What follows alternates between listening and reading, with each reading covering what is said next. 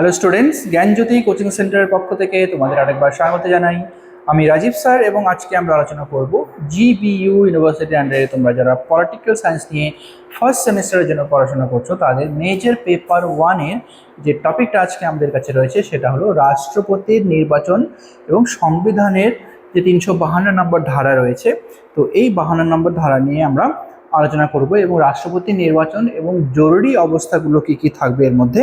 তো এটা নিয়ে আজকে আমরা আলোচনা করব, যেটা থাকবে তোমাদের গৌড়বঙ্গ ইউনিভার্সিটির ফার্স্ট সেমিস্টারের হচ্ছে মেজর পেপার 1-এর খুবই একটি গুরুত্বপূর্ণ বিষয়। ঠিক আছে, আচ্ছা, তো ভিডিওটি শুরু করার আগে তোমরা যারা আমাদের চ্যানেলে প্রথম এসেছো বা এখনও আমাদের চ্যানেলটিকে সাবস্ক্রাইব করোনি তারা অবশ্যই চ্যানেলটিকে সাবস্ক্রাইব করো এবং পাশে থাকা যে বেল আইকনটি রয়েছে সেটাকে ক্লিক করে দিও, যাতে আমাদের পরবর্তী ভিডিও নোটিফিকেশন তোমরা খুব সহজেই পেয়ে যেতে পারো। এছাড়া তোমরা যারা অনলাইনে আমাদের সাথে যুক্ত হতে চাও এবং আমাদের থেকে কোর্স পারচেস করতে চাও তারা অবশ্যই স্ক্রিনে যে দুটো ফোন নাম্বার দেখতে পাচ্ছ এই দুটো ফোন নাম্বারে আমাদের সাথে সরাসরি যোগাযোগ করে নিতে পারবে।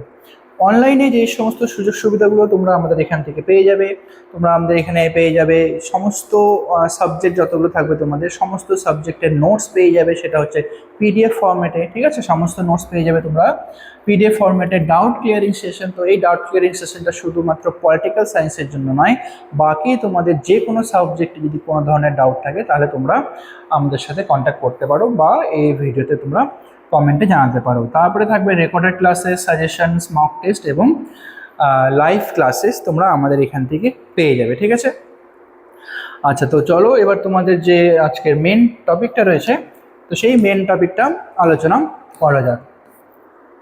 তো রাষ্ট্রপতির হচ্ছে নির্বাচন এবং সংবিধানের 352 নম্বর ধারা অনুযায়ী যেটা হচ্ছে জরুরি অবস্থার কারণ এবং ঘোষণার প্রক্রিয়া। ঠিক আছে, রাষ্ট্রপতি কিছু জরুরি অবস্থা ঘোষণা করে থাকেন এবং এই জরুরি অবস্থাগুলো কি কি থাকবে সেটা আমরা দেখে নিব।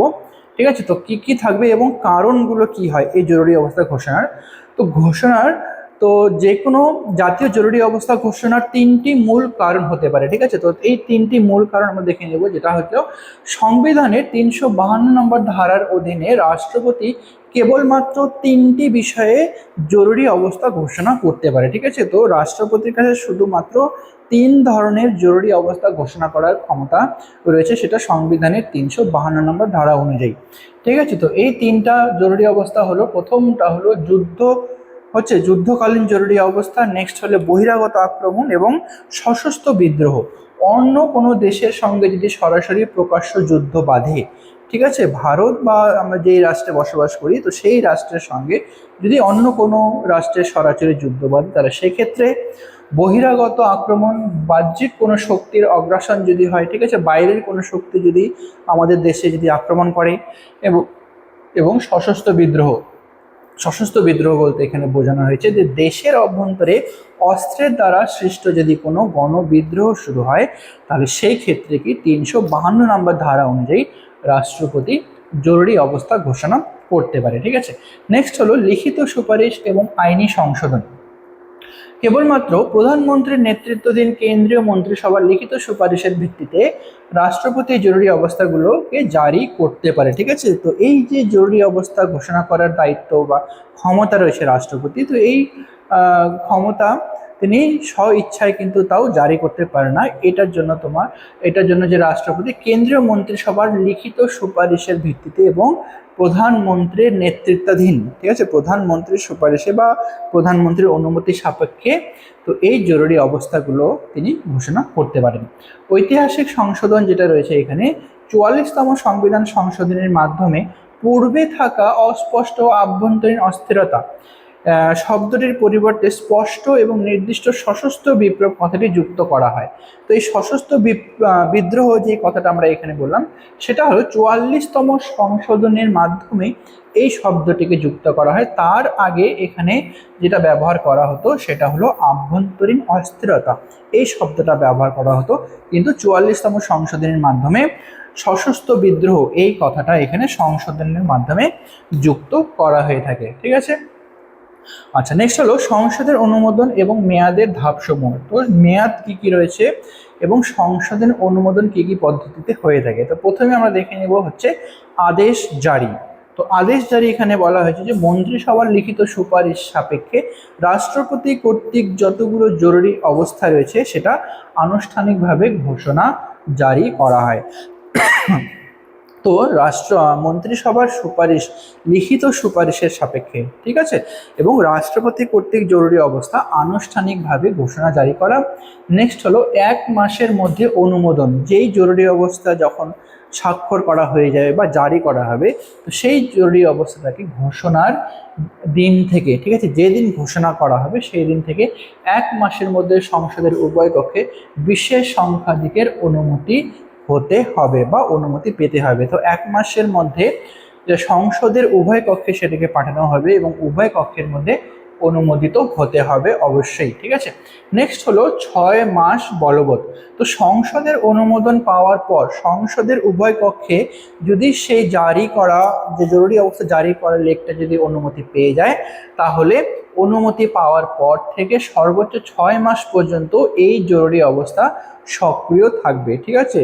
কোনো জরুরি অবস্থা যদি ঘোষণা হয় তো সংসদের উভয় কক্ষে সেটা পাশ হওয়ার পরে 6 মাস পর্যন্ত সেই জরুরি অবস্থাটা জারি হতে পারে বা তার মেয়াদ থাকে, এবং 6 মাস পরে কিন্তু সেটাকে কিন্তু আরও জরুরি অবস্থা হিসেবে সেটাকে প্রয়োগ করা যাবে না, ঠিক আছে। নেক্সট হলো পরবর্তী বর্ধিতকরণ, ঠিক আছে। বর্ধিতকরণ কি আছে?